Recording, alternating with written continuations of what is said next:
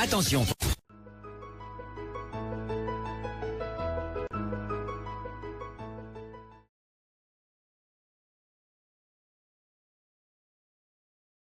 Politique où j'ai reçu une vidéo qui m'a beaucoup choqué. C'est une vidéo qui m'a parlé, c'est une vidéo qui m'a brisé, c'est une vidéo qui ancre dans autant de dénonciations que nous faisons tout le temps pour dire non, à un moment donné, il faut savoir se soulever et dire ça ne va pas. Avant d'entrer sur ce sujet, je vais d'abord commencer par ce qui s'est passé hier, par le match de la Coupe du Cameroun pour les éliminations pour le Qatar 2022. Voilà. Donc, je vais commencer par là. Je vais dire, hier, le Cameroun a joué face contre l'Algérie à Douala. Dommage pour nous les Camerounais, nous avions perdu 1-0. On dit un lion blessé n'est pas mort. Nous sommes le lion indomptable. Nous avons domicile à la maison, mais nous ne sommes pas morts. Il y a le match retour en Algérie. J'ose croire que la légende voudrait et que Dieu voudrait à travers cette étape prouver au monde entier que le Cameroun est une nation de football, que ces jeunes vont prendre confiance et qui vont donner le meilleur d'eux, car tout un peuple sera derrière eux en Algérie, aller arracher cette victoire sur le territoire algérien, parce que car le match d'hier n'était que le match aller, le match retour, c'est le match de toute la détermination, c'est le match de tous les enjeux. Donc, allez demain, mardi, en Algérie, taper l'équipe nationale d'Algérie en Algérie. En Algérie, il est tapé 2-1 parce qu'au jour d'aujourd'hui, il n'y a plus de but à l'extérieur. C'est fini ça. Il n'y a plus des histoires que but à l'extérieur. Le but, c'est le but d'Algérie. On gagne 2-1, nous sommes qualifiés. Je suis désolé de dire que l'équipe nationale d'Algérie va devoir subir la colère de l'équipe camerounaise, de l'équipe nationale des Lions indomptables. Et j'interpelle aussi par là à tous mes compatriotes d'être indulgents, d'être passifs et tolérants. Vous savez, on ne se lève pas un matin, on forme une équipe de gagnants, une équipe de champions. Je suis désolé. J'ai lu sur les posts, des commentaires des personnes que j'apprécie, des Camerounais, sur la critique de l'homme même qui est aujourd'hui l'incarnation du coach au Cameroun. Je vais appeler Rigobertson. Vous l'avez comparé à Aliou Cissé au Sénégal. Mais je vais vous dire, vos mémoires sont courtes. Aujourd'hui, vous parlez d'Aliou Cissé comme s'il était un génie, comme s'il était un dieu sur terre. Aliou Cissé a juste eu une équipe qui a cru en lui. Il a eu un ministère qui a cru en lui. Aliou Cissé, quand il arrive à l'équipe nationale du Sénégal, le Sénégal n'a pas une bonne équipe. C'est la catastrophe. Il prend des jeunes qui étaient juniors, il met sur pied, il dit avec eux nous irons loin. Il fait la même équipe que Aliou Cissé a prise en 2014, je crois en 2013, de 2013 jusqu'en 2022. Ce sont les mêmes jeunes qui jouent ensemble. Ça fait pratiquement 8 ans qu'ils jouent ensemble. Sergio Mané, tous ces gars, ils jouent ensemble à l'équipe nationale, ça fait combien de temps? Ça fait plus de 5 ans qu'ils sont ensemble. Il y a combien de joueurs sont venus d'ailleurs dans cette équipe qui a gagné la Coupe d'Afrique? Parce qu'aujourd'hui, vous voyez comment le Sénégal a gagné la Coupe d'Afrique. Oui, ils sont forts, ils ont fait ceci, mais vous ne voyez pas leurs échecs. Ils ont été disqualifiés en finale. Ils ont été disqualifiés en quart de finale au Gabon par le Cameroun. Vous avez oublié leur défaite quand ils avaient été disqualifiés en quart de finale au Gabon. Quand le Cameroun avait gagné la Coupe d'Afrique, vous avez oublié, ils avaient pris leurs larmes, ils avaient pleuré. Les Sénégalais n'avaient pas vomi à Aliou Cissé, ils n'avaient pas insulté. Et ils ont perdu une Coupe d'Afrique face à l'Algérie qui nous a tapé au Cameroun. La dernière CAN, la CAN qui devait être organisée pour le Cameroun, qui avait été renvoyée, qui avait été organisée en Égypte. Le Sénégal a perdu en finale. Les Sénégalais ne les ont pas vomis. Ils n'ont pas tiré sur Aliou Cissé. Ils n'ont pas condamné. Ils sont restés muets. Ils ont appris de leur défaite. Parce que la vie nous a prouvé et nous a démontré que c'est l'échec qui fait de toi un champion. Pour réussir dans la vie ou pour réussir dans la vie, il faut d'abord baver de la merde de la vie. Il faut que la vie te fight. Il faut que la vie te choque. Il faut que tu traverses les épreuves. Ces multiples échecs-là qui vont faire qu'à la fin, tu vas faire le bim, boum, c'est parti. Tu comprends qu'il a gagné la Coupe du Monde. Alors, chers Camerounais, nous avons perdu un match. C'est le premier match d'un sélectionneur national. Un gars, même s'il n'a pas été le plus grand défenseur du monde, il a mouillé le vert ou jaune. Il a toujours été là pour le Cameroun. Il a joué son football que vous allez qualifier de tout et de rien, mais avec amour et patriotisme. Chaque fois qu'il portait le brassard de l'équipe nationale du Cameroun, ce n'était pas le plus grand défenseur du monde qui jouait, mais c'était le plus grand enragé des Camerounais qui étaient au stade pour défendre le vert ou jaune. Il a toujours donné le meilleur de lui quand il s'agissait de Hemley, la foi, l'amour pour son pays. Aujourd'hui, il se retrouve à attribuer le rôle de sélectionneur national de l'équipe du Cameroun. Je suis désolé, n'en déplaise, vous avez le devoir d'être patient, d'être tolérant et de lui laisser le temps de construire une équipe nationale, une team qui pourra peut-être un jour gagner la Coupe du Monde. Le football, ce n'est pas un claquement de doigts. Si vous êtes des bons footballeurs, vous allez vous apercevoir que hier, pendant qu'on jouait, il y avait beaucoup d'anomalies au stade. On a une très bonne équipe qui pose bien le ballon, qui peut aller loin de en grande compétition. Mais il y a un problème de leadership dans cette équipe. Quand le capitaine est sorti, c'est tout le monde qui voulait marquer. Il y a que les joueurs, parce que ça fait pas longtemps qu'ils jouent ensemble. C'est une équipe qui est en train de se mettre sur pied. Ils ont besoin de jouer ensemble beaucoup de matchs. Il faut beaucoup de matchs amicaux à cette équipe pour que ces joueurs-là puissent avoir cette communication, ces réflexes de jouer ensemble, qui comprennent que ce n'est pas l'individualité qui va payer à l'équipe nationale. On n'a pas besoin d'un futur Eto'o. On a déjà Eto'o.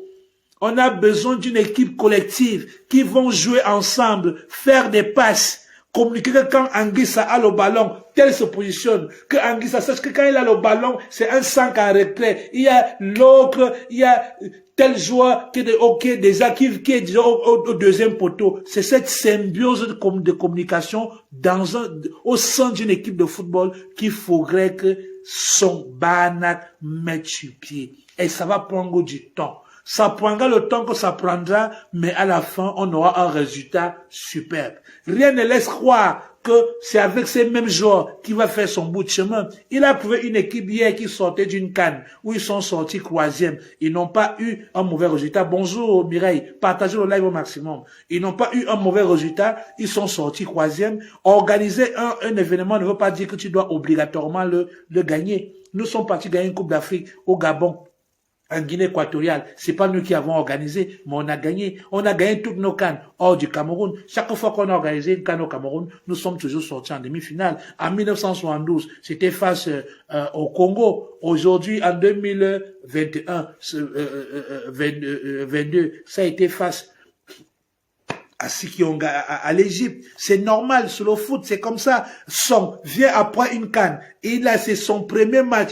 Quelques semaines après la CAN, il a un match important. Il joue son premier match en tant que sélectionneur. Il a trouvé une équipe. Il ne peut pas venir, il chasse tout le monde. Il dit, il fait sa sélection. Il va d'abord prendre ceux qui étaient là. Il va essayer avec eux.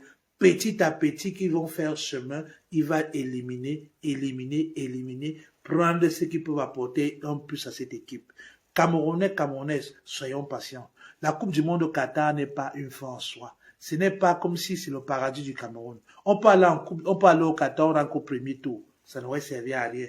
Je préfère qu'on n'aille pas au Qatar parce que notre équipe n'est pas prête, n'est pas compétitive. Et quand on aille à la prochaine Coupe du Monde, où on aura une équipe qui sera plus forte, plus dynamique, qui aura l'espoir ou la capacité de gagner une Coupe du Monde. À quoi bon, à quoi nous serait utile d'aller au Qatar avec une équipe qui ne peut pas gagner la compétition pour aller donner encore les AVC aux Camerounais, pour que les gens partent mourir au stade, pour que je dorme mal. Mieux, si nous sommes faibles, si on a une équipe qui n'est pas à hauteur de la compétition, que le meilleur au Cameroun. Moi, j'ai apprécié le comportement des Camerounais. Ils ont escorté les Algériens, ils sont rentrés chez eux calmement. On appelle ça du fair play. J'aimerais aussi voir demain, après-demain, mardi, quand nous allons taper l'Algérie à domicile, s'ils seront aussi fair play comme nous. Nous avons été humiliés dans notre propre stade. Ils nous ont tapé 1-0. On les a accompagnés, on a digéré, on a dit, le match retour, c'est mardi en Algérie. Donc les Lions, à l'instant, je crois qu'ils sont dans le vol pour l'Algérie. Ok, arrivé là-bas, on va jouer le match retour. Si nous les gagnons dans leur propre stade, j'espère aussi qu'ils vont se comporter comme les Camerounais se sont comportés. En toute humilité, ils vont nous escorter, nous faire revenir au Cameroun, célébrer nos causoirs, aussi simplement soit-il. Alors, chers Camerounais, arrêtez de frustrer, arrêtez de vous indigner, arrêtez de poster, de faire des posts néfastes sur le sélectionneur national, sur les joueurs. Vous avez brisé un enfant qui ne vous avait rien fait.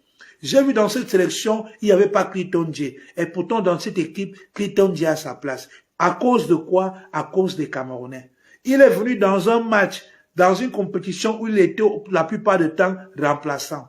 On lui a fait entrer le jour de l'élimination. Avant qu'il ne vienne tirer le penalty, on avait déjà raté un penalty. Et notre gardien n'avait arrêté aucun penalty. Même si on ne ratait pas, on était déjà disqualifié. Mais il a raté le penalty. Vous avez porté tous vos malheurs, toutes vos frustrations. Vous avez déposé sur lui comme si c'était lui le malheur de l'équipe nationale. Et pourtant, ce n'est qu'un footballeur comme tout le reste. Comme ça ne suffisait pas, avec votre esprit de haine et de mauvaise conscience, vous êtes allé faire des montages vidéo pour détruire l'homme, détruire sa carrière, détruire sa vie. Faire des montages vidéo que vous avez fait circuler sur toute la toile, histoire de sextape. Cet enfant vous a fait quoi de haine pour mériter autant de galères? Moi, je dis, c'est pas juste. À un moment donné, on ne récolte que ce qu'on a sémé. Tu ne peux pas s'aimer les patates, tu peux pas récolter les arachides. Tu ne peux pas s'aimer la haine, tu peux pas récolter de l'amour. C'est impossible. Sème de l'amour, tu vas récolter de l'amour. Sème de la haine, tu vas récolter de la colère. C'est normal. Rigobert Song vient d'arriver dans une équipe qu'il a pris des chemins. Il a besoin de leur donner une chance. Il ne peut pas débarquer là, il dit, je vire tout le monde. Il fait ses sélections. Une équipe a besoin de symbiose. Une équipe a besoin de communication. Une équipe a besoin d'harmonie. L'équipe nationale qu'on a vue jouer hier n'a pas d'harmonie. Certes, dans les gradins, dans les vestiaires, ils font la fête comme tout bon Camerounais. Ils s'amusent bien. Mais on a vu jouer, il n'y avait pas ou d'individualité. C'est chacun qui c'est lui qui va faire sauver le Cameroun. Le Cameroun n'a pas besoin de sauveurs. On a déjà nos sauveurs. Le Cameroun a besoin d'une jeunesse dynamique, dans une symbiose, dans un amour fraternel. Ensemble, nous irons loin. On n'a pas besoin, c'est moi qui a marqué le but qui nous a qualifiés. C'est moi qui a dribblé 4 jours pour marquer. On ne veut pas l'individualité. Si un jour, avant mardi, cette vidéo peut passer dans les oreilles du coach du section nationale qui est Sombanak ou du président de la fédération qui est Samuel Eto'o, vraiment, mon petit constat à moi, c'est que dans cette équipe, je n'ai pas retrouvé l'harmonie, l'amour de gagner ensemble. J'ai plutôt vu beaucoup d'individualité. J'ai vu beaucoup de jeunes jouer un football individuel. Ok, c'est moi, porter le ballon, dribbler 3 personnes, ballon 1-2, 1-2, 1-2, 1-2. J'envoie, Anguille s'envoie à tel, on lui renvoie. Je pense que cette équipe aurait pu aller loin, marquer 2, 3, 4, 5 buts. Alors, monsieur le sélectionneur, c'était votre première sortie. Moi, je suis confiant. Je pense que vous pouvez faire beaucoup de belles choses. Vous avez une bonne expérience. Vous avez la maturité. Vous avez géré les stress et les pressions d'une team nationale. Vous savez de quoi il est question. Déjà, trouver un capitaine emblématique pour cette sélection. Parce que cette sélection n'a pas d'abord de bons leaders. Former ces jeunes, s'ils ne sont plus à la hauteur, tous sont faits comme Aliou Cissé, faits comme beaucoup de sélectionneurs. Choisis ta team. Regarde les primes, les juniors. Mieux tu appelles les petits enfants qui jouent au foot aujourd'hui là. Tu commences avec un peu. Tu mets sur pied une équipe qui sera dynamique. Même si on ne part pas au mondial aujourd'hui, pour moi, ça serait la meilleure des choses. Chaque chose est le résultat. Chaque réussite est le résultat d'une succession de travail. C'est quand tu travailles successivement que tu aboutis à une réussite. La réussite ne tombe pas du ciel. La réussite ne tombe pas. Je suis désolé, la réussite, ça se prépare. Donc, monsieur le coach sélectionneur national, vous avez toute mon attention, vous avez toutes mes félicitations. Je sais que le travail sera difficile. Vous savez déjà que vous êtes dans un pays où la critique est facile. Vous savez que vous êtes dans un pays où il y a 30 millions de coachs. Vous savez que vous êtes dans un pays où il y a 30 millions de professeurs. Vous savez que vous êtes dans un pays où il y a 30 millions de présidents. Alors, ne tenez pas compte de ce que les gens vont raconter sur les chaînes de télé, dans les journaux. Faites ce que vous avez à faire. Nous, un coach, on juge un coach sur une période bien déterminée. On dit, vous avez été sélectionneur national d'un pays pendant 10 ans. Quels sont les trophées que vous avez gagnés? On ne dit pas que tu as joué combien de matchs avec l'équipe nationale, tu as gagné combien de matchs avec l'équipe nationale. Je suis désolé. Soyons cléments, soyons conscients, soyons responsables. Arrêtons de frustrer les gens avec nos attitudes, avec nos postes, avec nos critiques. Aliou Cissé, avant de gagner la Coupe d'Afrique, aujourd'hui avec l'équipe nationale du Sénégal, il a bavé pendant 8 à 7 ans. Oui. Moi, j'étais avec eux personnellement. J'étais au début de cette histoire. Allez sur ma page Le Shop. Regardez sur ma page Facebook. Vous allez voir mes photos avec les sièges Mani au Congo en 2015. Quand ils n'étaient pas encore ce qu'ils sont devenus, mais on croyait déjà en eux. Grâce à Robert Mosinga, le grand du Sud, qu'on appelle grand pour Robert Mosinga, ancien footballeur professionnel, oui, qui aujourd'hui, il est, on les appelle comment? Il est un manager de team manager. Voilà.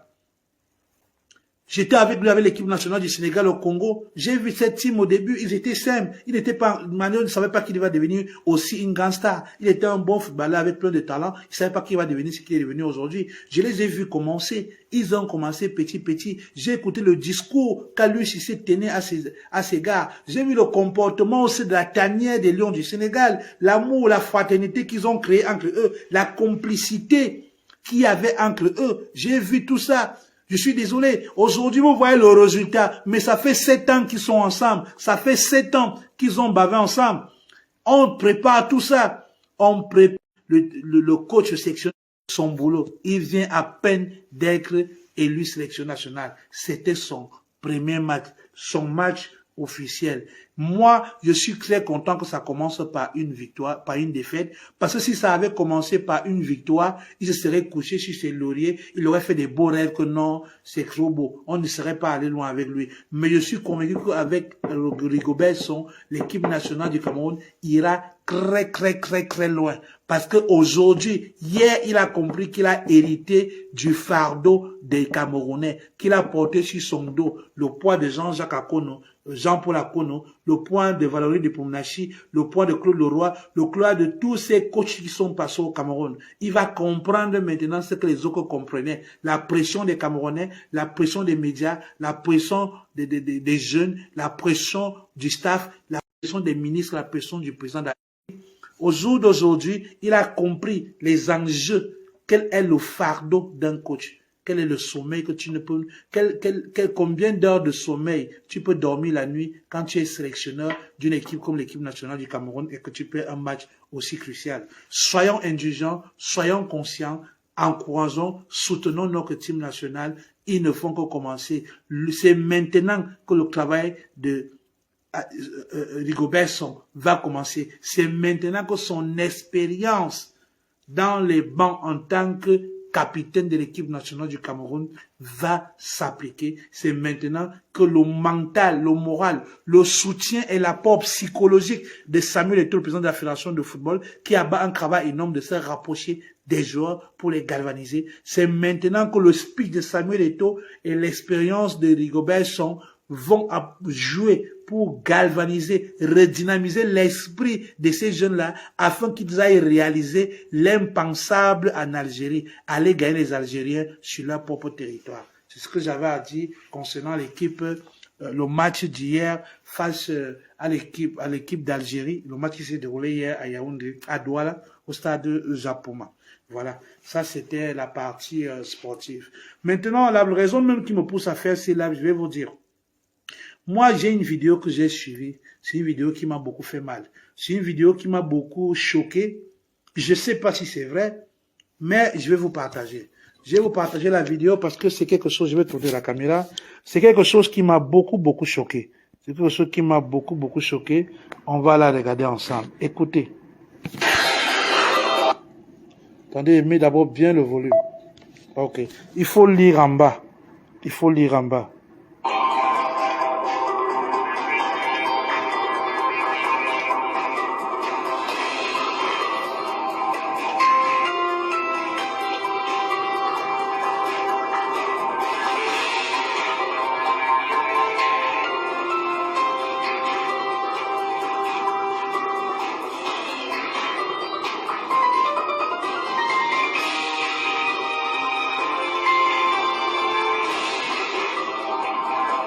Voici le texte que je montre à vos téléspectateurs.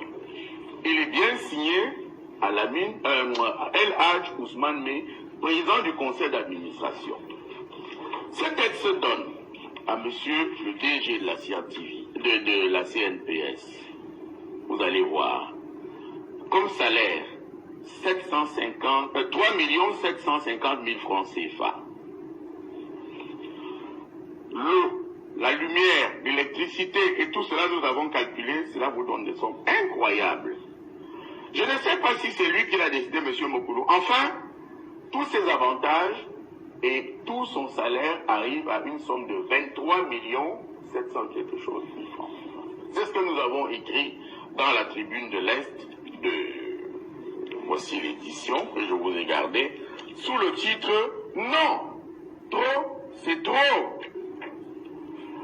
Monsieur Mokoulou Bondo, le 26 décembre 2008, accorde une somme, c'est un marché, avec à peine d'offres qu'il faut, une somme de 19 850 000 francs CFA à Soussel, voilà, j'ai repéré ce magasin hier, BP 860, voilà, pour la fourniture des cadeaux à offrir à certaines personnalités, 19 millions de l'argent des retraités, ce n'est pas prévu dans les textes que j'ai amenés. Monsieur Roger Mila, son ami, va se la somme de 500 000 francs pour M. Roger Milan. Voilà. Cinéaste, réalisateur, producteur.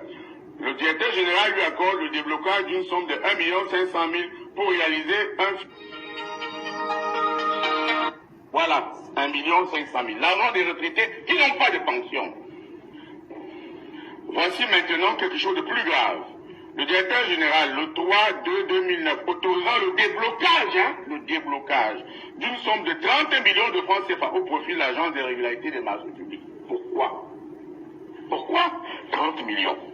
Groupement des femmes d'affaires du Cameroun. Les femmes d'affaires du Cameroun vont se promener là-bas. 4 millions. L'Alliance Globe International, 1 200 000. C'est écrit déblocage, c'est des dons. Canon de Yaoundé, Mokok Mongonda, 2000, le 13/5/2011, le directeur général d'une somme de 14 100 francs au profit de Mondo Tour Voyage.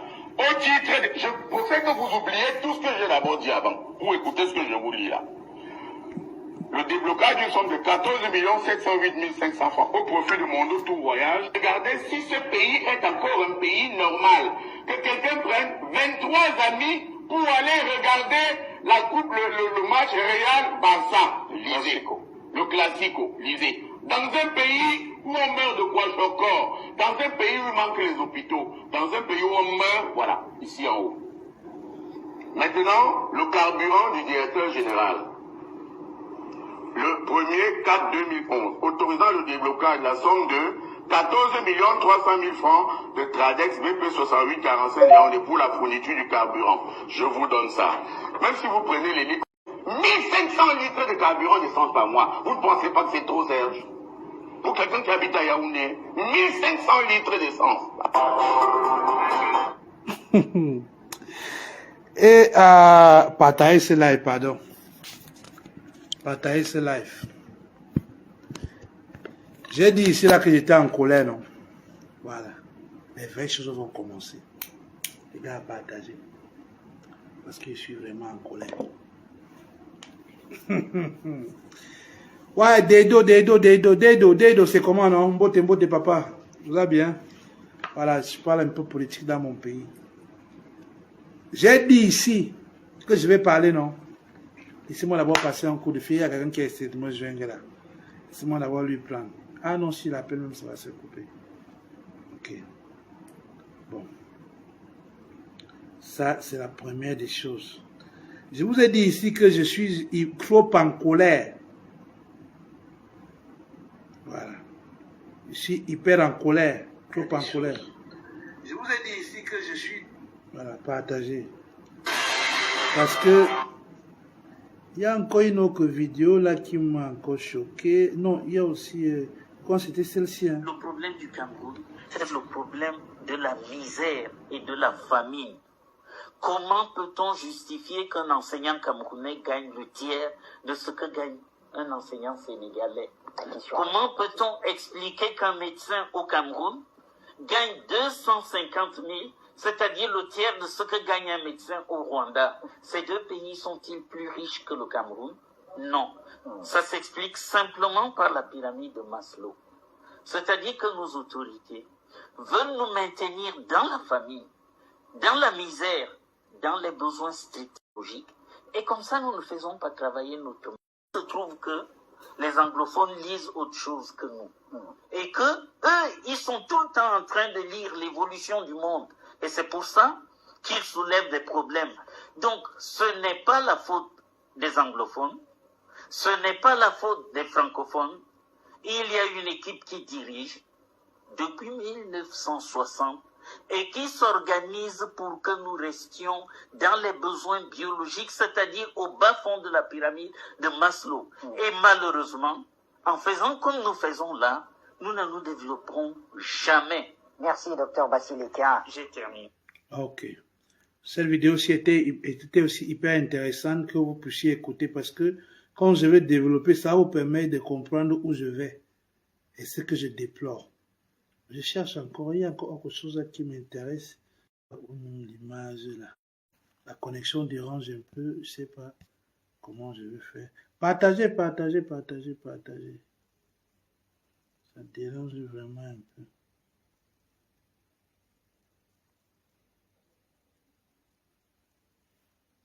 Ça dérange un peu, voilà.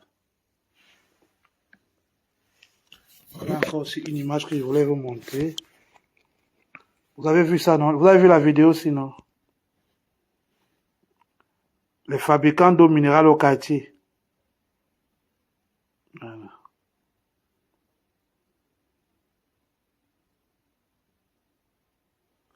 À la base, c'était une société qui était là pour fabriquer.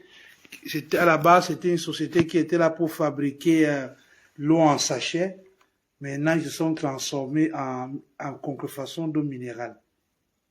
Bon. Maintenant, on va parler. Je vais vous dire ce que j'avais à vous dire. Vous savez,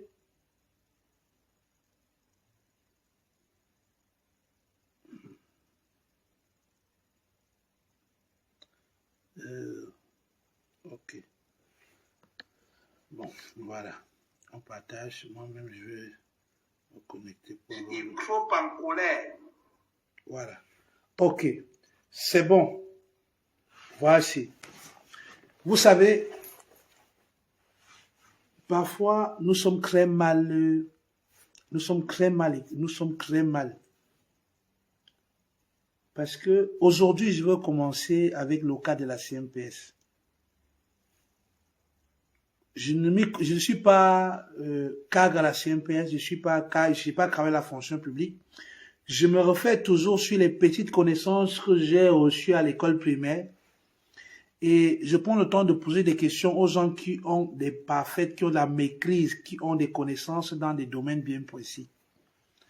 Le cas de la CNPS, à ce que je sache, La définition qu'on m'avait donnée à l'école au Cameroun, on m'avait dit que CNPS, c'est la Caisse nationale de prévoyance sociale.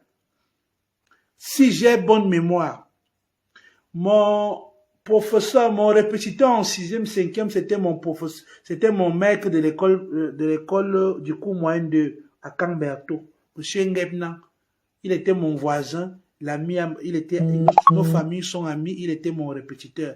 Monsieur Ngebna, où que tu sois, merci grand frère. Il m'a toujours appris à définir certaines expressions, il m'a appris à définir certaines abréviations. Il m'a appris à définir CNPS. Il m'avait dit, la CNPS, c'est la Caisse nationale de prévoyance sociale.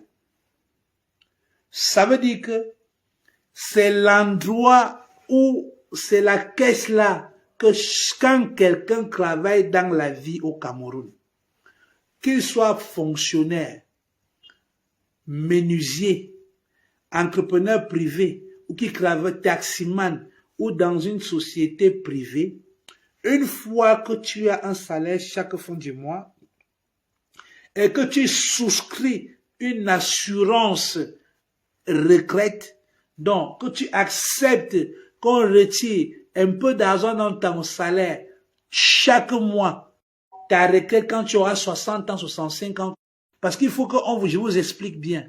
La Caisse nationale de prévoyance sociale, c'est la banque des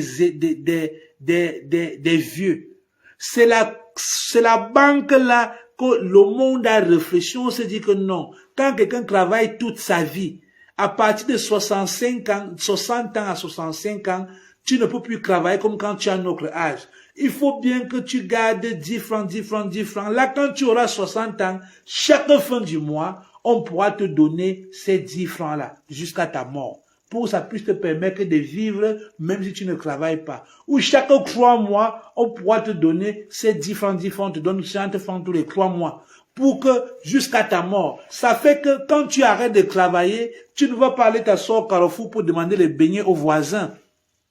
Au guichet de la Caisse nationale, tu sors ton livret d'abonné, tu donnes à la caissière, elle tape dans l'ordinateur, elle voit ton nom, elle te paye, elle prend tes 10 francs, elle te donne, tu prends, tu mets dans ta poche, tu rentres au quartier, tu peux manger. Ça veut dire que ta retraite est assurée. On appelle ça la Caisse nationale de prévoyance sociale. Et la Caisse nationale de prévoyance sociale n'est pas seulement réservée aux fonctionnaires et aux militaires. C'est aussi à la Caisse nationale de prévoyance sociale que toutes les sociétés, les vraies sociétés, pas les sociétés du Cameroun là que quelqu'un a 40 000 employés. Sur les 40 000 employés, il y a seulement 200 qui sont affiliés à la Caisse nationale. Les 200 là sont ses frères. Les vraies sociétés qui respectent les normes et les lois au Cameroun. Ces sociétés-là qui ont affilié leur... Tu peux travailler chez Orange Cameroun, t'embauche.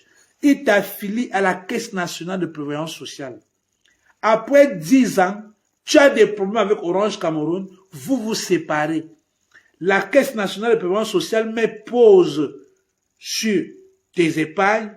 Pendant que tu cherches le travail, après MTN t'embauche. Quand MTN t'embauche, la MTN envoie ton affiliation à la Caisse nationale de prévoyance sociale. On reprend tes cotisations où tu avais laissé. Tu comprends un peu? Tu continues à cotiser parce que tu as déjà un compte chez eux. Tu peux aussi travailler dans une société publique. Tu peux être fonctionnaire. Tu travailles à la fonction publique. Après un bon matin, bim, tu as les problèmes. Tu es renvoyé. On te renvoie de la Caisse nationale. On te chasse tes cotisations. Tu vas au quartier. Tu vas ouvrir une boutique pour que tu ne perdes pas l'argent que tu as laissé à la Caisse nationale de prévoyance sociale. Chaque fin du mois, si ta cotisation, si on te retirait 10 000 dans ton salaire pour mettre à la CNPS, chaque fin du mois, tu envoies 10 000 à la CNPS plus la TVA plus l'impôt. Donc tu envoies 11 000 chaque fin du mois dans ton compte de la Caisse nationale de prévoyance sociale. Ça fait que même malgré que tu ne sois plus fonctionnaire, ton compte à la Caisse nationale de prévoyance sociale continue à être approvisionné. C'est pourquoi j'ai dit que la Caisse nationale de prévoyance sociale, d'abord, n'est pas seulement que pour les fonctionnaires, c'est pour tout le monde qui travaille. Même un taximan, même une vendeuse d'orange, pour souscrire un compte à la Caisse nationale de prévoyance sociale, elle peut dire, ok, moi je peux cotiser 500 francs chaque mois jusqu'à 60 ans. Ça fera que quand elle aura 60 ans, elle va bénéficier d'un salaire chaque fin du mois jusqu'à sa mort. On appelle ça cotiser pour sa retraite. Parce que qu'est-ce qui se passe en réalité? Ce qui se passe en réalité, c'est que la Caisse nationale de prévoyance sociale est une banque. Cette banque, sa qualité première est de collecter les impôts, les cotisations mensuelles des employés, des personnes qui veulent prévenir, assurer leur retraite. Quand eux, ils récupèrent cet argent chaque mois, cet argent devient un capital financier. Ça devient un capital. Eux, maintenant, en tant que banque, ils investissent cet argent dans des choses qui peuvent rentabiliser. Comme l'immobilier, ils construisent des maisons, des bureaux, des immeubles pour faire louer aux gens, pour que chaque fin du mois, l'argent que des fonctionnaires, l'argent des retraités qui collectent puisse produire des intérêts. Et maintenant, ceux qui sont déjà en retraite, chaque fin du mois, passent dans leur caisse, ils partent toucher ce qui leur est dû. Et il faut rappeler aux gens qu'une assurance retraite est aussi valable même en cas de décès. Ça veut dire que même si tu meurs d'accident, la Caisse nationale de prévoyance sociale a le devoir de dédommager ta famille, d'appeler ta famille, dire, écoutez, qui est l'héritier ici? Ce monsieur avait un compte chez nous. Il avait déjà commencé à épargner. Il a épargné pendant 10 ans. Il a épargné pendant 20 ans. Il a épargné pendant 30 ans.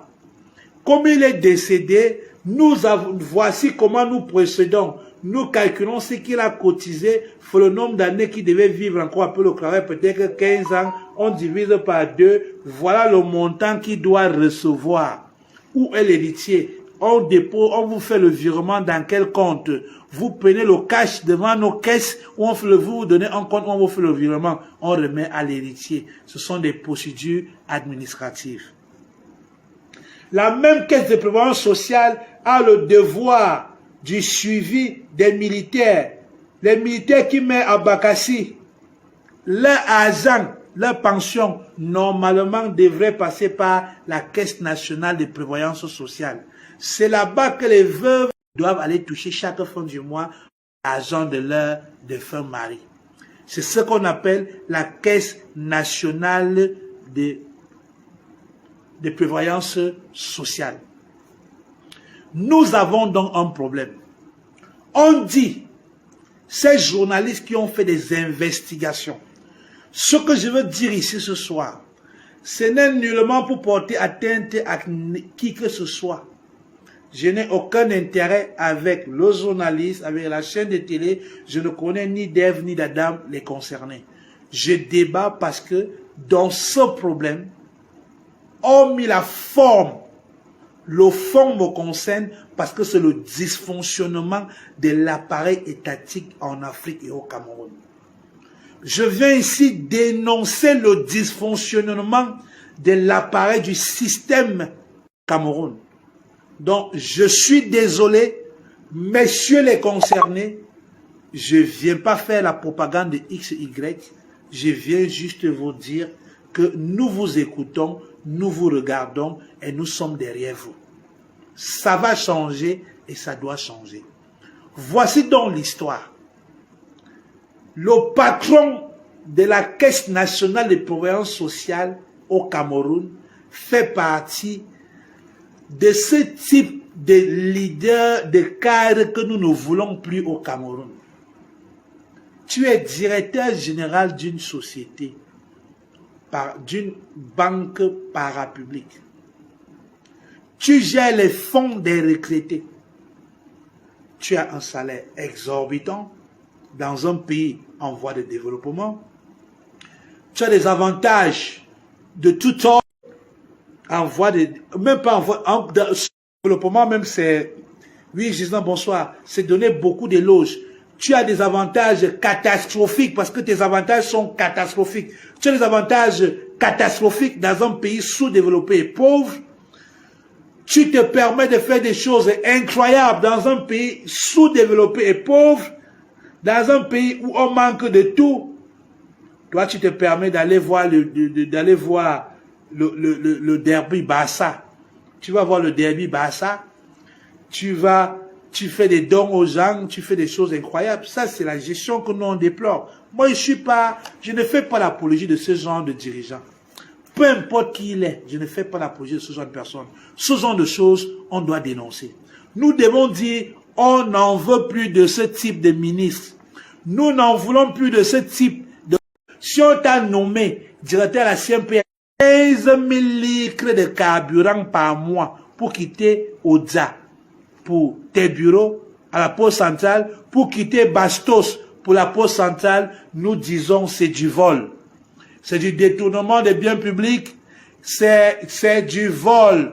Nous ne sommes pas d'accord. Alors, monsieur le ministre, monsieur le PCA, revoyez cette histoire. Nous ne sommes pas d'accord avec vous. Quand nous savons que les retraités au Cameroun ne sont pas payés, que quelqu'un qui vit au Cameroun est à la CMPS à la fin du mois, allez voir comment les retraités sont en rang là-bas, comment ils pleurent, qu'ils ne reçoivent pas leur argent.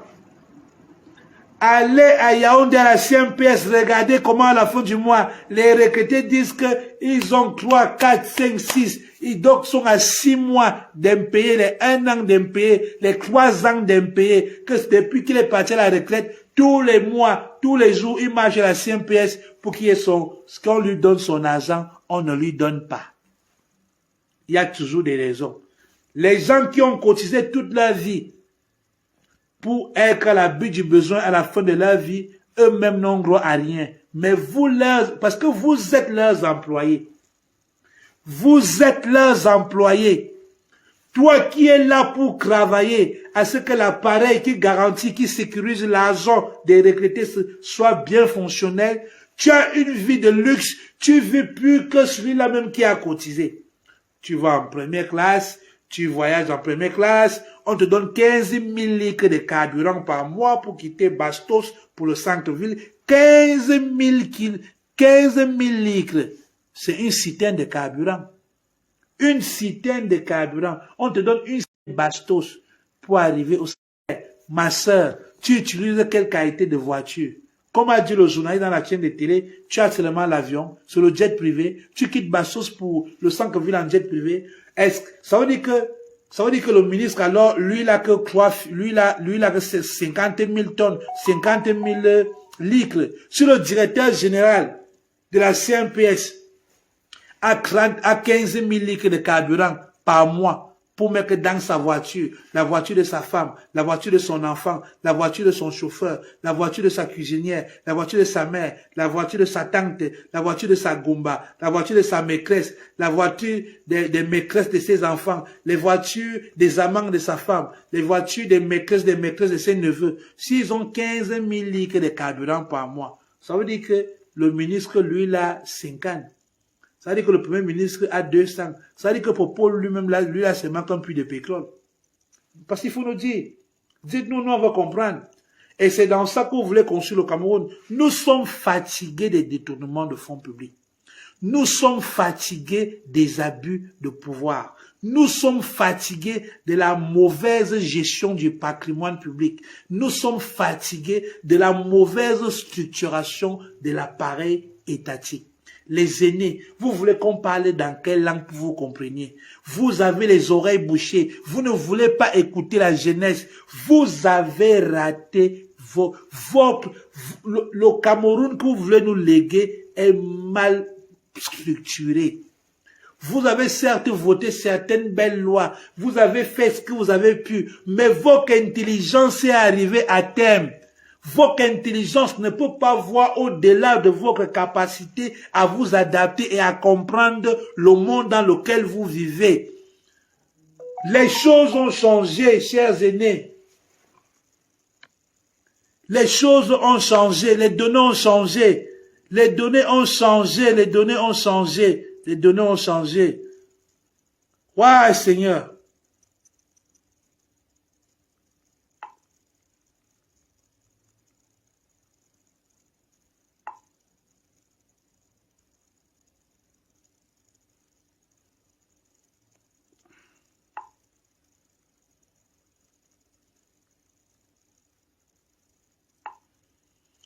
Les données ont changé. Vous devez le comprendre. Vous devez comprendre que les données ont très changé.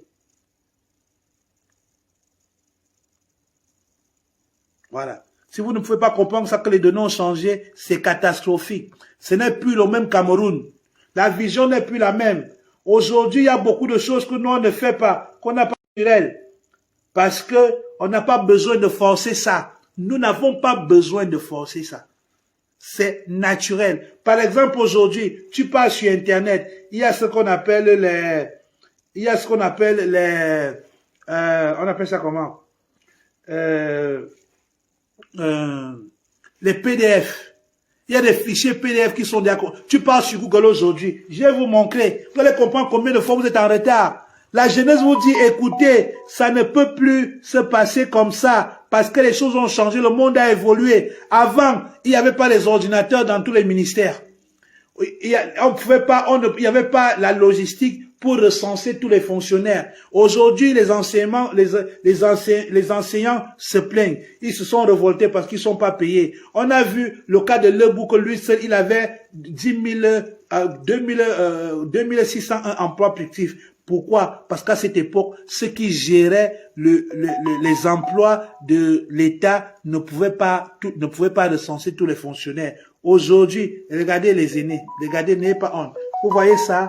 Ça s'appelle Play Store. Sur Play Store, regardez, je vais mettre Word emploi. Non, Word, je vais mettre Word,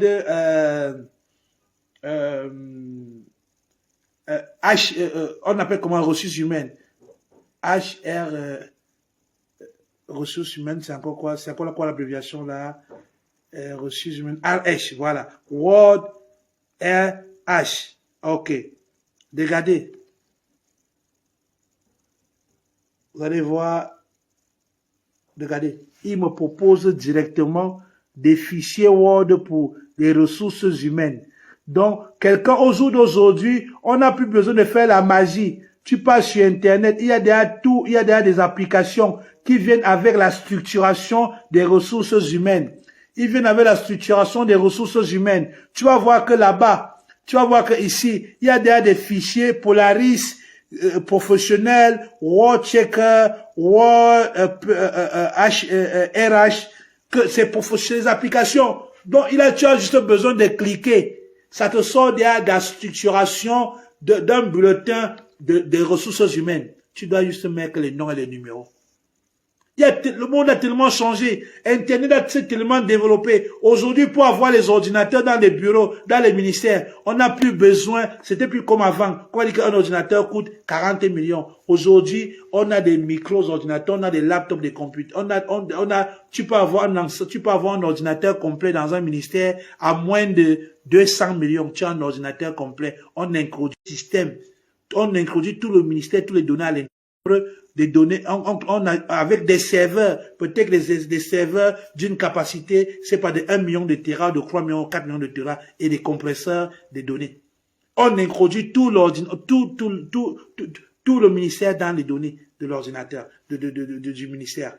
Et on met en ligne que même étant au quartier, tu peux regarder ton compte bancaire, tu peux regarder les programmes de ton ministère, tu peux regarder les notifications du ministère, tu peux regarder les posts, les annonces du ministère tous les jours. Parce qu'il faut comprendre que c'est comme ça que le monde fonctionne. Aujourd'hui, on n'a plus besoin de courir derrière l'information. L'information est disponible sur Internet. On vous demande de faire les mises à jour dans vos cerveaux, dans vos façons de voir le Cameroun. Vous ne voulez pas. On vous demande de partir en retraite. Laissez les jeunes qui veulent travailler pour qu'on améliore les conditions de service, qu'on change le système au Cameroun. Vous ne voulez pas. Vous voulez toujours rester là. C'est toi qui ne connais pas utiliser le téléphone. C'est toi qui ne veux pas qu'on mette les fichiers informatisés. C'est toi qui ne veux pas faire ceci. C'est toi qui ne veux pas faire cela. Mais c'est toi qui veux rester au pouvoir. C'est toi qui veux rester au bureau. Tu veux rester directeur pendant 40 ans. Il y a des gens au Cameroun qui sont dans des postes de service. Depuis que Paul Biya est au pouvoir, ils sont là-bas. Ils n'ont pas bougé. Ils n'ont pas bougé. On dit que le monsieur ici est recteur, il est inspecteur, il est directeur général, il est, je sais pas, trésorier ici depuis 40 ans.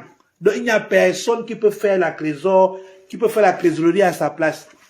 Il est expert trésorier, rien que là, le bureau là, dans le poste là. C'est ça le problème du Cameroun. La mauvaise structuration de l'appareil étatique. Le dysfonctionnement de l'État aujourd'hui, c'est parce que le modèle étatique est archaïque. Il faut le changer. Il faut le changer. Il faut restructurer l'appareil étatique au Cameroun. Il faut rechanger tout. Il faut avoir un modèle étatique aujourd'hui qui est évolutif, qui évolue, qui change, qui s'adapte à l'ère du temps. Il faut reconstruire l'appareil étatique au Cameroun pour lutter contre la corruption. Il faut restructurer les fonctions, les attributions.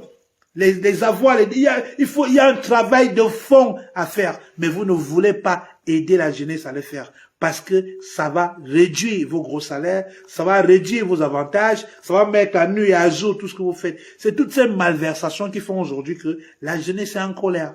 Les gens disent qu'ils n'en veulent plus. Ils ont raison, on n'en peut plus. Nous ne sommes plus d'accord avec vous. Je ne suis pas d'accord avec vous. Le pays va mal. Comment un directeur général peut avoir 15 000 litres de carburant par mois?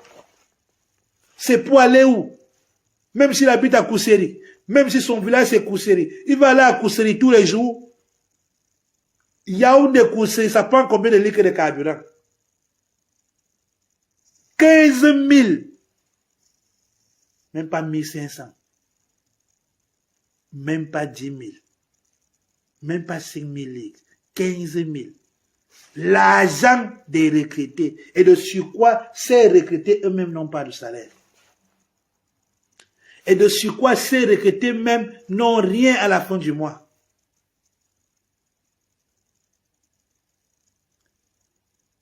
Mon frère, le gars peut ouvrir une station-service, mais c'est ce que tu parles, c'est ce que tu parles. Il peut ouvrir une station-service. Il a 15 000 litres. Et tous les jours que tu as créé, il y a les pénuries dans les stations-service, il n'y a pas le carburant. Parce que les directeurs généraux au Cameroun, on les a envoyé les citernes de carburant. Puisqu'ils ont les citernes, ils ont les fûts de citernes à leur bureau. Oui, il y a les pénuries de carburant à Yaoundé. Les taxis, les enfants ne peuvent pas aller à l'école parce qu'il n'y a pas le carburant. Et pourtant, les directeurs généraux, on les a déjà livrés. Si le directeur général a 15 000 litres de carburant, le ministre a combien? Bon, imaginez-moi, je suis ministre, peut-être de l'économie, ok? Tu es directeur général dans mon domaine, tu es directeur général d'une société comme la CMPS. Tu as 15 000 litres de carburant.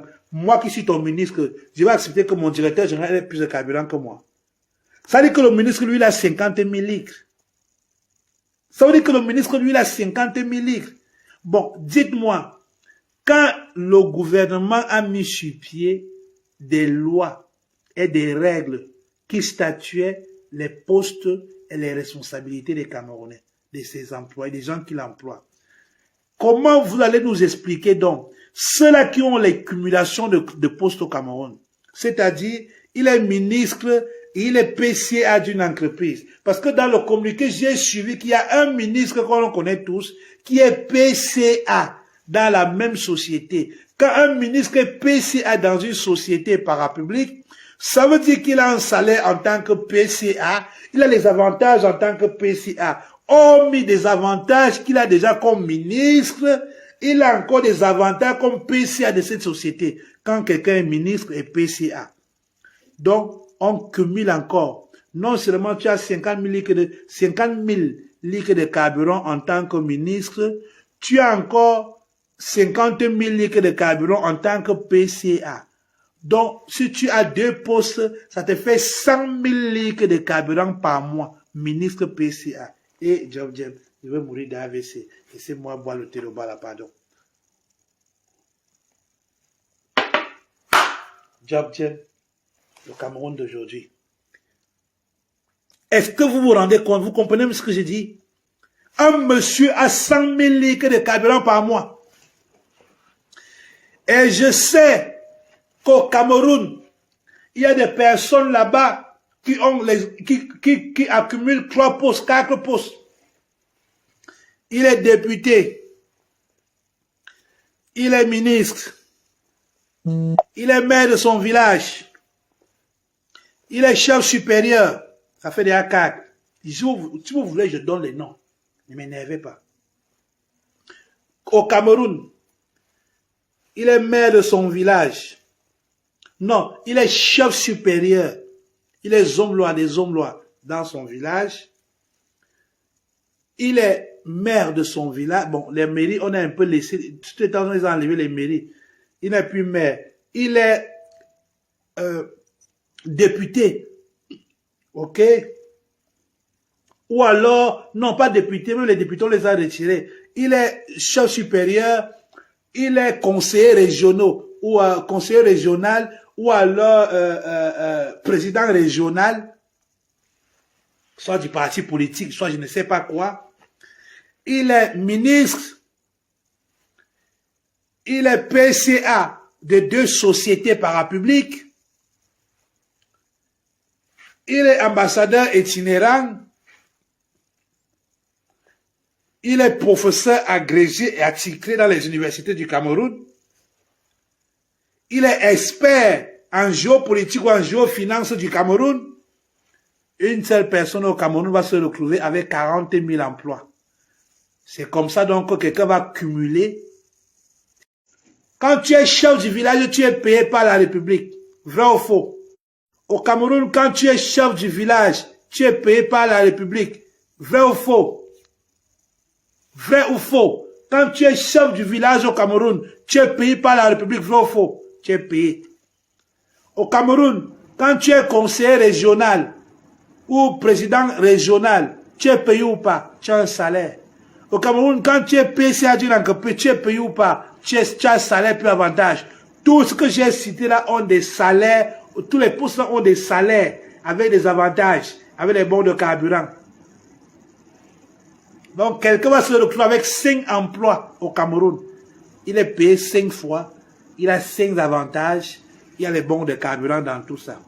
Finalement, le carburant du Cameroun finit que pour les directeurs généraux, pour les cadres et les ministres. Même le pauvre même qui a l'argent, qui a vendu les mangues, il a vendu les oranges, il a besoin d'aller au village pour aller apporter le sel à sa maman. Il ne peut pas payer le cas de transport pour aller au village parce qu'il n'y a pas de carburant. Une ville comme Obala, qui est à 15 minutes de Yaoundé, où normalement le transport devrait coûter 200 francs ou 300 francs, on se retrouve en train de payer 600 francs, 700 francs pour aller au Obala, parce qu'il n'y a pas assez de carburant, parce que les directeurs généraux ont eu des accumulations ils ont eu des accumulations de postes. Ils ont eu, lui seul, il se retrouve avec les bons de carburant de 100 000, 150 000 litres de carburant par mois. Il n'y a plus de carburant dans les stations-service pour que les gens se déplacent pour aller au bas là. Le chauffeur est obligé d'aller payer le zoazoa à la brasserie 2 fois plus que le prix initial. Il est obligé de porter quelqu'un de Yaoundé pour au bas là à 1000 francs, de 200 francs. C'est toi le pauvre qui paye encore pour tout ça. Tu as travaillé Dieu comme un fou pour gagner 1000 francs. Tu as cotisé à la CMPS 200 francs. Les petits 700 qui sont restés ne te permettent même pas de manger, que ta femme puisse préparer à manger chez toi tous les jours. Tu ne peux même pas te déplacer, donc nous sommes condamnés à la pauvreté et à la misère. C'est pourquoi ma deuxième vidéo était la vidéo où le monsieur explique pourquoi au Cameroun et en Afrique, nous ne parvenons pas à nous régresser parce que les systèmes mis en place ne sont pas là pour nous aider à nous porter mieux. Ils sont là pour nous appauvrir, pour nous presser comme des oranges, pour nous laisser que l'espoir d'aller dire, oh Dieu va m'aider demain, le Seigneur va m'aider. Il n'y a pas de ça, mes frères. Le système qui est en place n'est pas là pour nous aider. C'est un système pour nous oppresser, pour nous rendre misérables. Pour quand on vient de donner 1000 francs, tu dis, eh, il a pensé à nous, on dit merci. C'est impossible. On ne peut pas vivre dans de pareilles conditions. Nous devons nous réveiller, nous devons nous offusquer, nous devons nous révolter, nous devons dire non. Ce système doit partir. Ils doivent partir. C'est fini. Ils doivent partir. Nous ne sommes pas d'accord. Je vous prends encore un exemple clair. Vous allez comprendre à quel point ce pays tue l'espoir. Ce système tue la jeunesse et tue le développement. Je vais vous présenter quelqu'un que vous connaissez déjà. Je vais vous présenter un monsieur que vous connaissez déjà, qui abat un travail formidable sur la toile. On l'appelle Sévérin Officiel. Je ne fais pas la promotion de sa page, mais si vous jugez que ce que je dis est pertinent et que vous croyez en moi, allez vous abonner parce que le travail qu'il abat là-bas est un travail monumental. Le jeune homme s'appelle Sévérin. Il est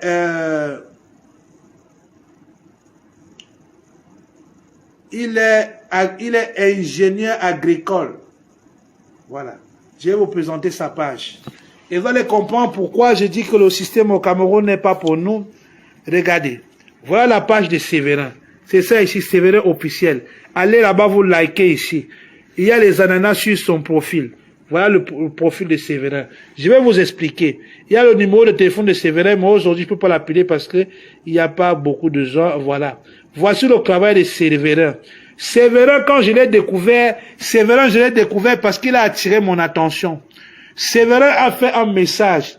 Depuis des mois que je le suis, il tient le même message, il est convaincu. Et il m'a déjà prouvé par A plus B que ce qu'il dit était vrai et pertinent.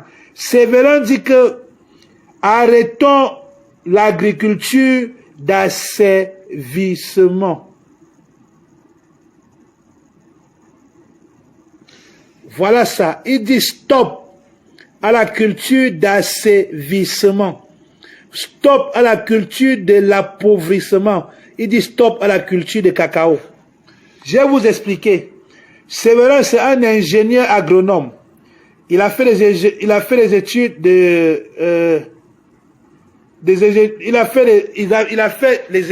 les études d'agronomie. Il est sorti ingénieur. Il a mis son intelligence au service de la patrie. Écoutez ce que Sévérin dit. C'est important. Vous allez comprendre pourquoi je vous fais écouter Sévérin. Je ne peux plus permettre. Nous valons mieux que tout ce qu'on nous donne, tout ce qu'on nous tarde. Bonsoir à tout le monde. Il s'appelle Sévérin. Ça fait des mois qu'il travaille dessus, qu'il attire. On fait un très court direct. Il ne sera pas très long. Voilà. Voilà Sévérin. Ça fait des mois qu'il nous interpelle. Il dit sous la bannière malienne. Voilà. Un but, une fois. Voilà. Un but, une fois. Voilà. La fierté africaine aujourd'hui. Voilà. Voilà Sévérin. Écoutez ce qu'il a dit. C'est pas. Allez sur sa page.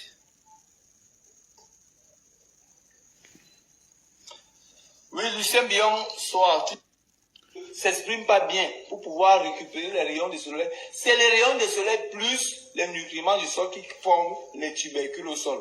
C'est pourquoi ce sont des plantes qu'on ne plante pas sous ombrage. Sous ombrage, ça ne donne rien. Ça ne donne rien sous ombrage. L'écart entre les ignames, ça dépend. Tu peux faire 1 mètre sur 1, tu peux mettre 1 mètre 20 sur 1 mètre 20. Il explique l'agriculture aux Camerounais. Le voilà ici encore dans une conférence, dans un live, où il a été invité pour expliquer aux Camerounais les bienfaits de l'agriculture. Pourquoi il dit qu'il ne faut pas faire l'agriculture d'assainissement. Je vais avancer un peu au milieu là où il est en train de débattre, il est en train d'expliquer. Qui est émergent à cause du cacao et du café. Un seul. Moi, je vais te citer 1000 qui sont émergents à cause de la papaye, à cause du gingembre, à cause du manioc, à cause de la patate, du macabo, de l'igname, de la canne à sucre, de l'avocat. Je ne connais pas un. Écoutez sa réflexion. Pardon, quelques minutes. Je vais vous expliquer pourquoi je parle de lui. Si tu ne peux pas permettre que vous produisez la nourriture, c'est pas possible qu'ils produisent la nourriture. Partagez ce live, s'il vous plaît. Dépendant de vous. C'est leur dessert, c'est quand ils ont fini de manger les pommes de terre, les tartes, tout autour, ils vont prendre une plaquette de chocolat croqué pour. Oui, bien sûr. Ou alors une tasse de thé pour mettre. Ou alors quand il fait froid, ils vont prendre les.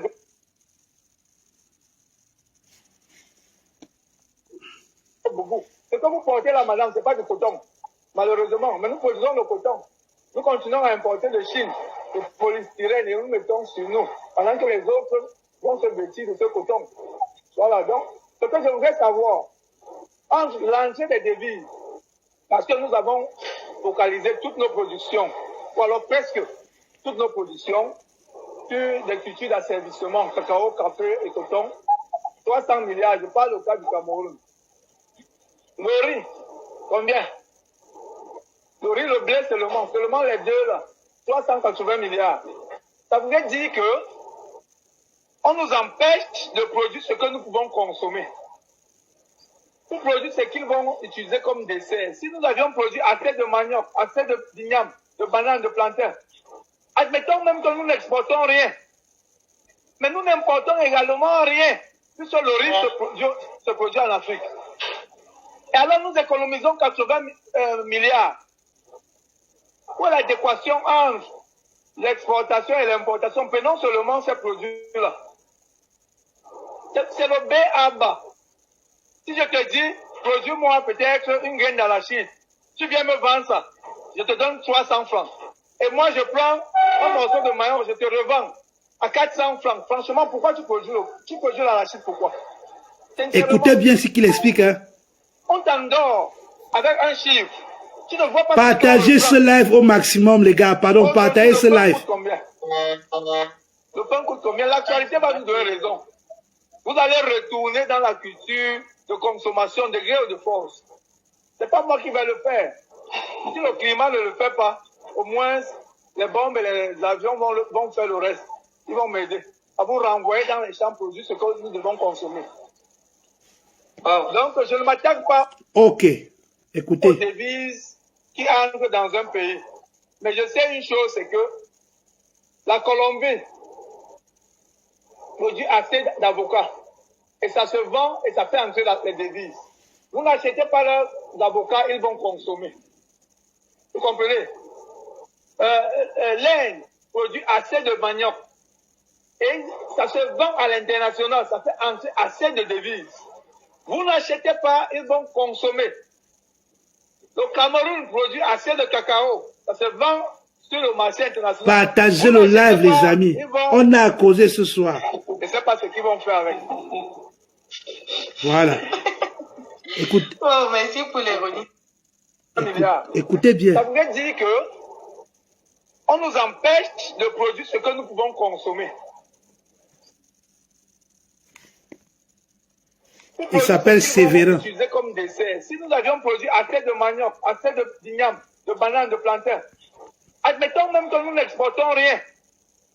Mais nous n'importons également rien, puisque le riz se produit en Afrique. Et alors nous économisons 80 milliards. Où est l'adéquation entre l'exportation et l'importation? Prenons seulement. Ça, c'était un débat. Hein. Maintenant, vous allez voir où le bas cause le problème. Ça fait des années, là, voilà, Sévérin Yetna dit non à l'agriculture coloniale. Ça fait des mois qu'il a une page Facebook qui ne fait qu'expliquer aux Camerounais l'importance. Il m'a même fait comprendre. Bonjour à tous. Voilà les ignames. Aujourd'hui, je suis à Nkui. Je m'appelle ça ici comment?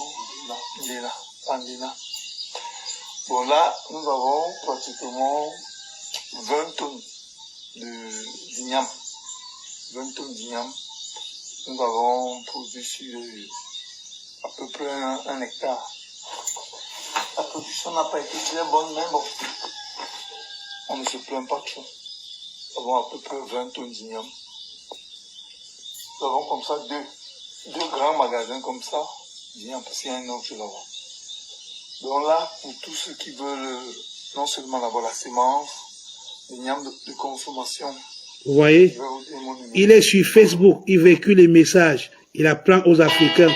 Ce monsieur m'a appris quelque chose et j'ai revu mon grand-père. Écoutez ici, j'ai revu la souffrance de mon grand-père. Savez-vous que le sac de gingembre rapporte plus de 10 millions de francs CFA?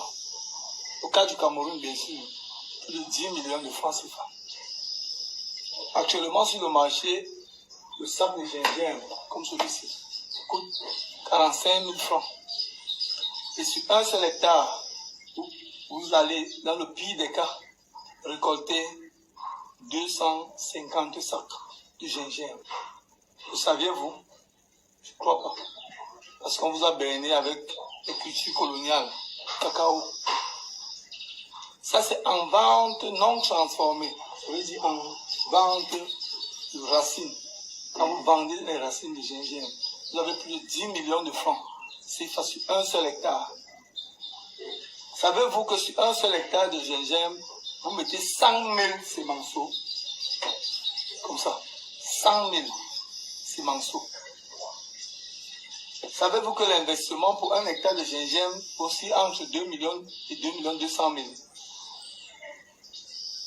Et la rentabilité est de 10 millions dans le pire des cas. 10 millions. Parce qu'en saison de manque, un sac comme ça va à 75 000 francs. Et si vous faites 250 sacs, faites les calculs. Aujourd'hui, je vais vous montrer comment est-ce qu'on prépare la semence du gingembre. Parce que là, je suis en train de préparer la saison. Et c'est maintenant ou jamais. Pour préparer la semence du gingembre, il vous faut d'abord assez de gingembre.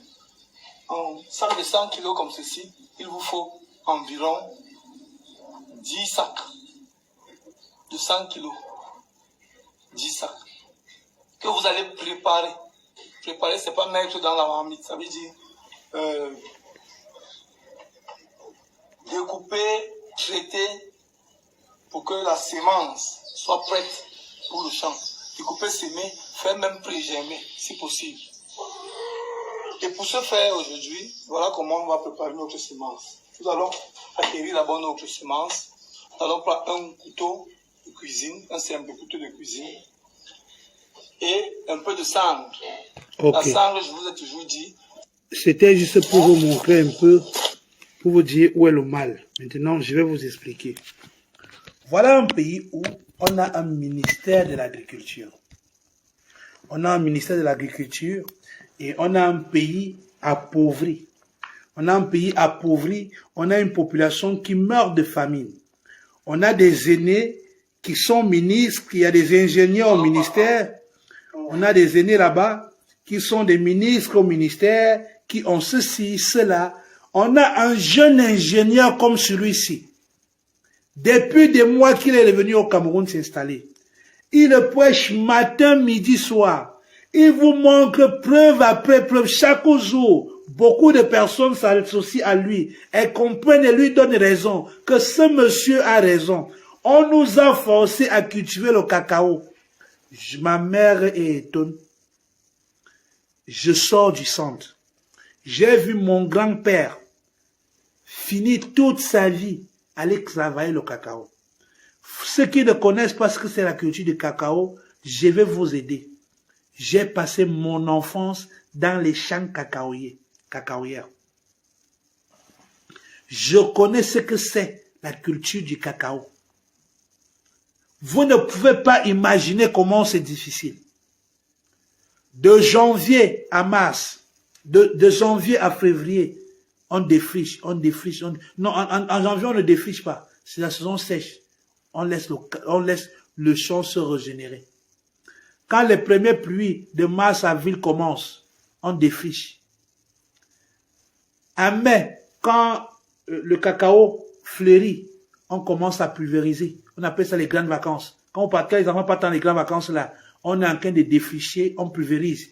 Et vous ne pouvez pas imaginer comment ça fait mal au dos pour les familles pauvres, parce que tout le monde n'a pas les motopompes, tout le monde n'a pas l'argent pour payer le carburant, pour pulvériser avec la machine électrique. Donc, il y a des pulvérisateurs traditionnels, tu portes 15 kilos, 30 kilos de produits toxiques sur ton dos, et tu mets ça au dos tu tiens par la main, ça fait mal ici à la hanche, au niveau du bras, ça fait mal ici aux épaules. Parce que tu mets 30 kilos, 15 kilos, 20 kilos, 30 kilos sur ton dos, tu pulvérises. Et vous avertis que tu pulvérises le cacao. Ce sont des insecticides et les pesticides. Donc c'est des poisons que quand tu mets comme ça, tu mets sur les feuilles pour tuer les insectes qui viennent manger les cabosses de cacao, pour chasser les rats, pour chasser les corbeaux, pour chasser les écureuils et consorts. Ce sont des produits toxiques qui peuvent tuer l'homme. C'est très toxique même pour l'homme parce qu'on te demande d'utiliser ça avec des gants. C'est des poisons et de mettre des protèges-nez. Parce que si tu aspires ça, tu peux mourir. Beaucoup de parents en Afrique, dans la culture du cacao, meurent d'empoisonnement. Ils s'empoisonnent les poumons chaque année avec les produits de pulvérisation des cacaoyères. Non seulement c'est épuisant, ça fait tes épaules de tombent comme ça, là, ça fait horriblement mal. Ton cou fait mal parce que tu as la tête en l'air comme ça toute la journée en train de pulvériser les cabosses. Et le bras fait mal, tu as un bras qui devient plus gros que l'autre parce que tout le temps la main en haut. C'est un sport incroyable, vous ne pouvez pas imaginer. Maintenant, si tu as un champ de 1 hectare, pulvérisez ça. On pulvérise au minimum 2 fois par an. Sans compter qu'il faut défricher. Maintenant, il faut cueillir.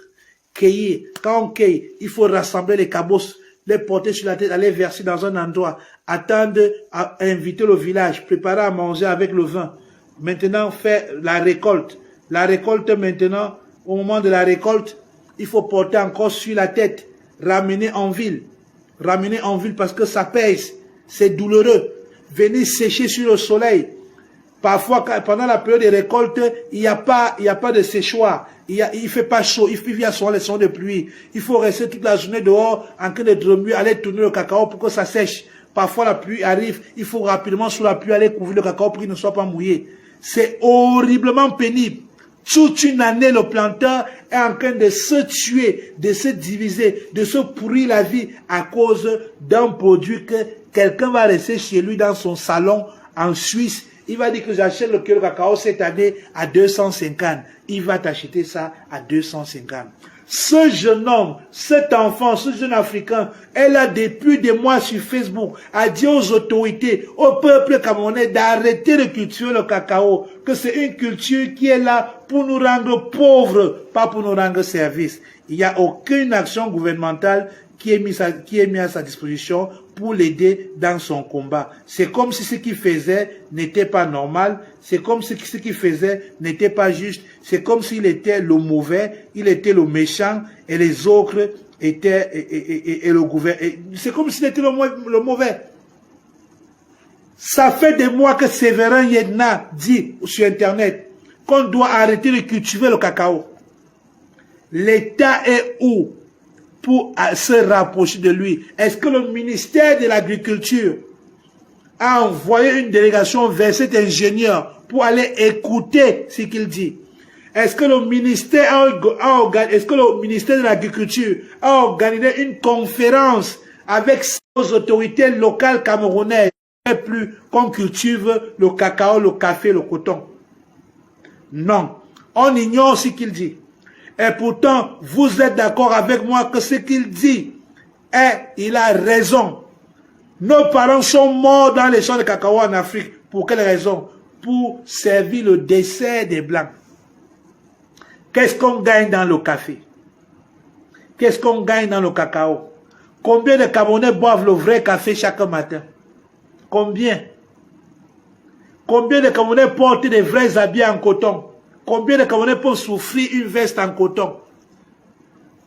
Non, on ne peut pas. Parce que le coton, ce n'est pas pour nous. Le coton, c'est pour couvrir leur gros pull en coton pour l'hiver, pour couvrir leur gros manteau, leur gros couverture en coton. Pour quand il y aura l'hiver, il n'y a pas l'hiver chez nous. Nous, le coton, on n'utilise pas. Nous, avec nos feuilles de bananier, on va dormir. On va dormir à côté du feu. On a le bois gratuit en Afrique. Donc, on n'a pas de problème de chaleur.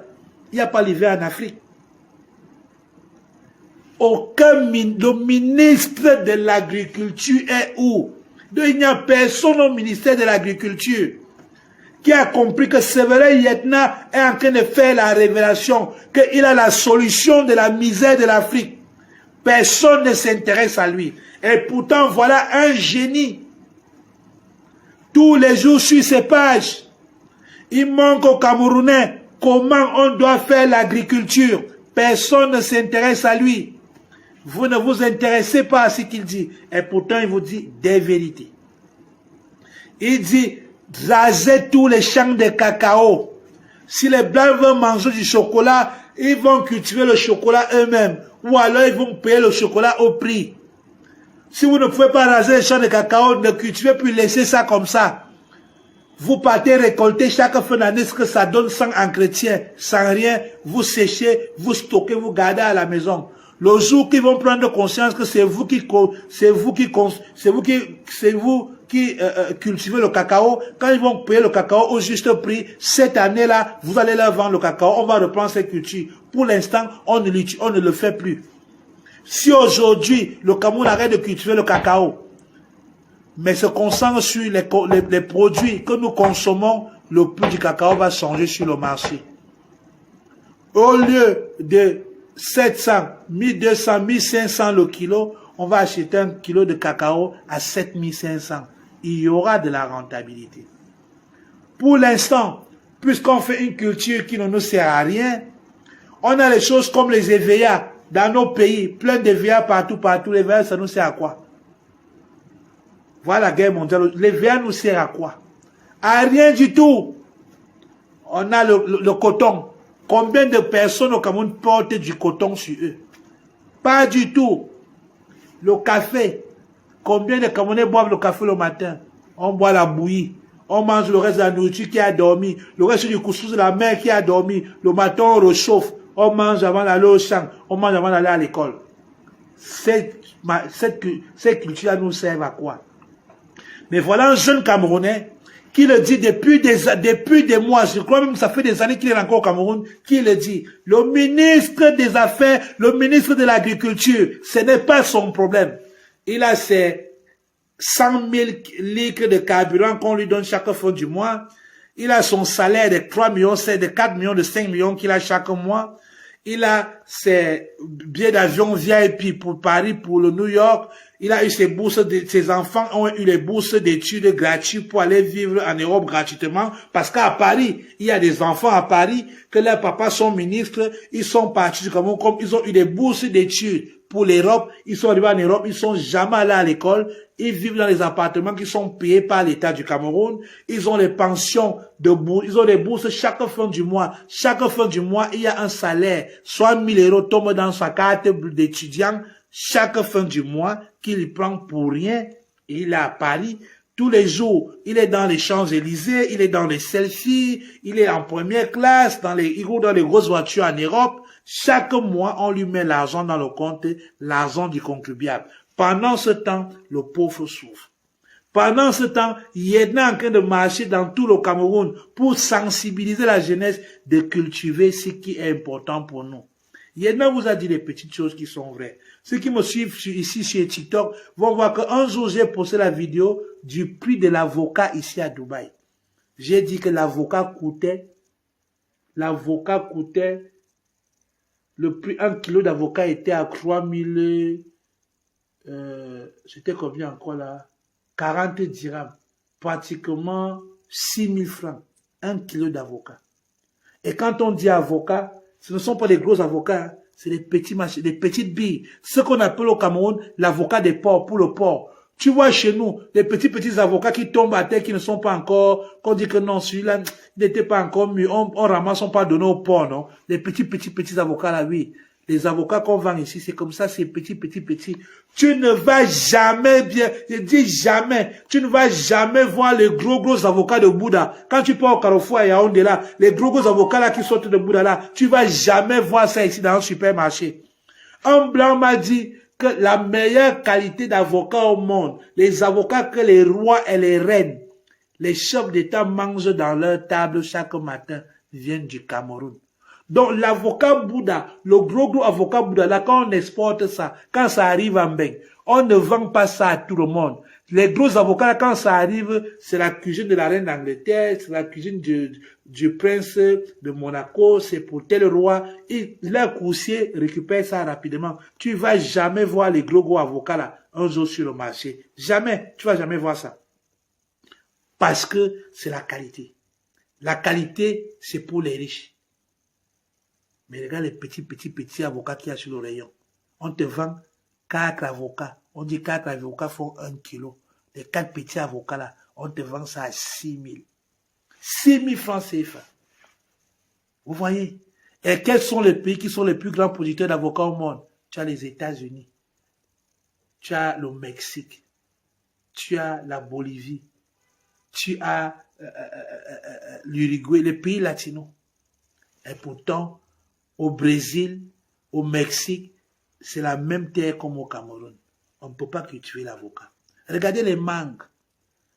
Vous voulez, demain je veux sortir, je vous appelle. Je fais un live dans un supermarché. Vous voyez le prix des mangues. Le prix des mangues.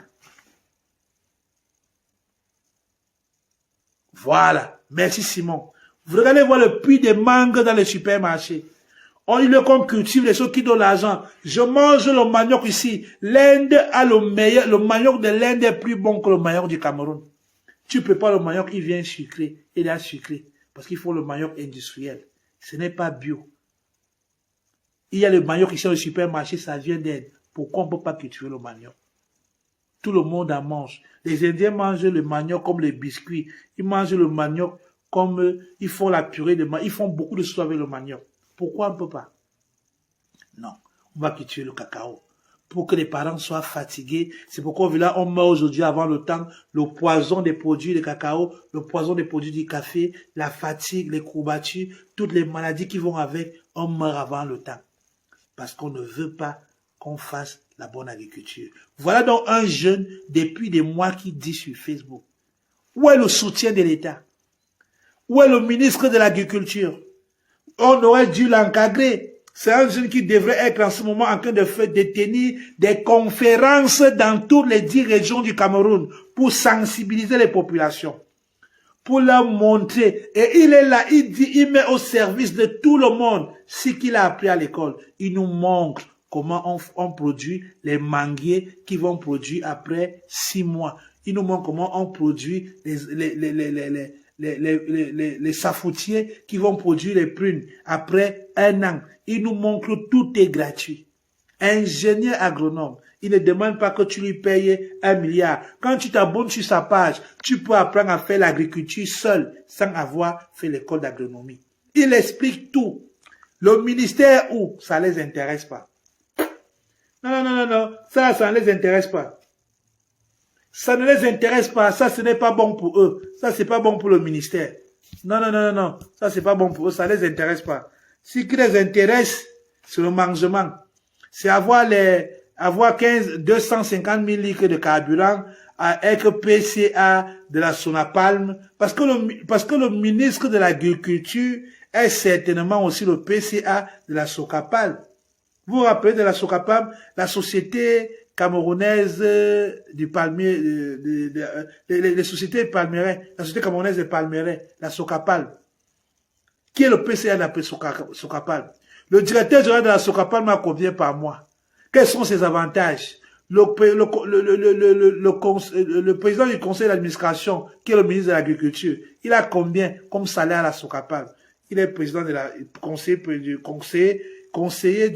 il est PCA de la Socapal, il est PCA de EVCAM, il est PCA je sais pas, Banane Cameroun, des sociétés de Penjala. Il est PCA dans tout ce qui est société parapublique dans l'agriculture. Mais il ne peut pas organiser une conférence une conférence avec des jeunes, des jeunes ingénieurs comme Séverin Yetna. Voilà le Cameroun dans lequel nous vivons. Voilà le Cameroun dans lequel on nous demande de faire confiance aux aînés. Voilà le Cameroun pour lequel nous on se bat. Comme je le dis depuis un certain temps, je ne me suis pas lancé dans l'éveil de conscience collective sur Facebook pour attirer l'attention de X ou Y. C'était pour dénoncer. Chers aînés, votre temps est passé. Nous avons marre. J'en ai marre. Je ne viens pas ici vous demander de changer parce que vous ne pouvez plus changer. Je vous demande d'apprêter vos valises et vos sacs. Préparez-vous à partir parce que l'heure du partir a sonné. Nous ne voulons plus de vous. Nous sommes fatigués de vous. Nous ne voulons plus rien entendre de vous. Partez, c'était bon. L'heure est venue où la jeunesse camerounaise va prendre le relais. Nous allons rebâtir notre pays. Mais pour cela, nous n'allons pas vous chasser comme des malpropres. Nous n'allons pas tenir le langage ordurier, l'agressivité, la vulgarité, la sauvagerie de nos frères qui font de la basse. Nous allons vous chasser par la belle des manières. Nous allons vous offrir la plus grosse des humiliations que l'Afrique n'a jamais connue. Nous allons vous chasser par les urnes. Nous allons vous chasser en 2021, en 2025, avec style et manière. Nous allons vous pousser vers la porte avec tact. Nous allons changer le Cameroun avec bravoure, même depuis l'endroit où vous irez, que ce soit sous la tombe, que ce soit par Dieu en enfer, peu importe l'endroit où vous serez content de voir le Cameroun de demain. Nous allons restructurer notre pays. Nous allons changer les choses. Nous allons bâtir et construire notre Cameroun à notre manière. Un Cameroun qui saura s'adapter à la réalité du monde. Un Cameroun qui saura tirer profit des nouvelles technologies et des intelligences, oui, des intelligences d'aujourd'hui. Numériques, des intelligences numériques. Parce que vous ne pouvez plus changer.